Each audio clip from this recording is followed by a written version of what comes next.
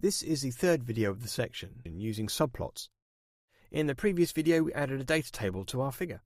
In this video you'll be learning how to create custom subplot configurations on your plots. You're probably familiar with the subplot class, a descendant of axes that lives on the regular grid of subplot instances. We're going to explain and demonstrate how to use subplots in advanced ways. The base class for subplots is matplotlib.axes.subplotBase, where subplots are matplotlib.axes.axes instance, but provide helper methods for generating and manipulating a set of axes within a figure. There is a class matplotlib.figure.subplotparams which holds all the parameters for subplot. The dimensions are normalized for width or height of the figure. As we already know, if we don't specify any custom values, they will be read from the RC parameters. The scripting layer, matplotlib.pyplot, holds a few helper methods to manipulate subplots. Matplotlib.pyplot.subplots is used for easy creation of common layouts of subplots. We can specify the size of the grid, the number of rows and columns of the subplot grid. We can create subplots that share the X or Y axis. This is achieved using shareX or the shareY keyword argument.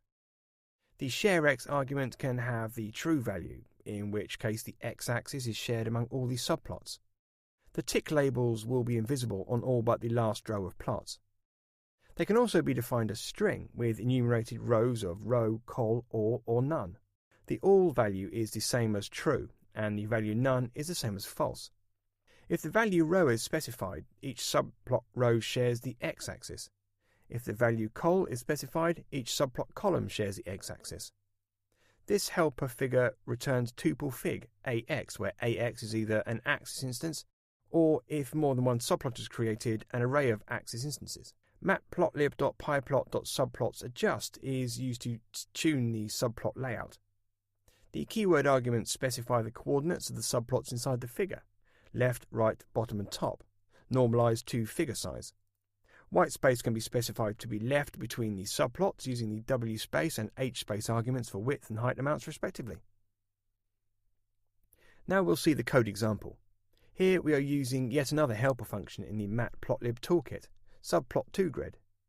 We define the grid's geometry and the subplot location.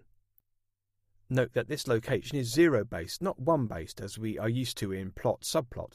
We can also use column span and row span to allow subplot to span multiple columns and rows in a given grid. Here we have used column span.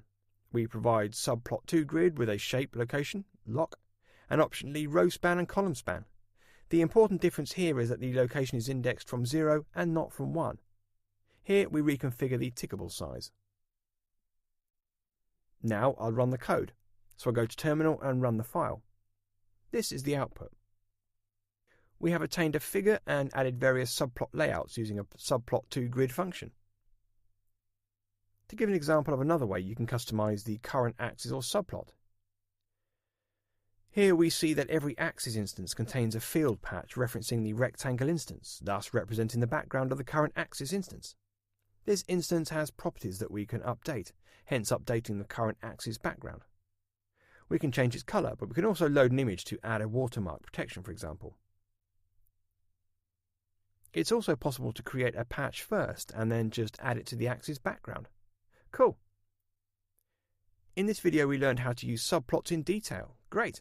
In the next video we'll be customizing grids, so see you there.